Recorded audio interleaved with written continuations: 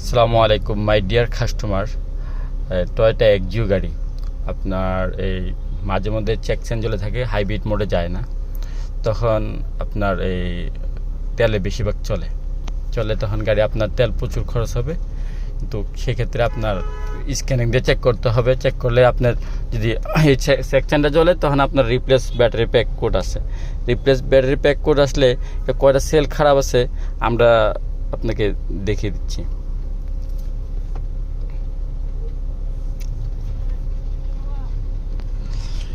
এই যে এখানে আপনার প্রিভিয়াস হিস্টোরি রয়েছে, এই যে 13.7 ব্যাটারি সেল খারাপ আছে, 13.92 4টা সেল খারাপ আছে এখানে।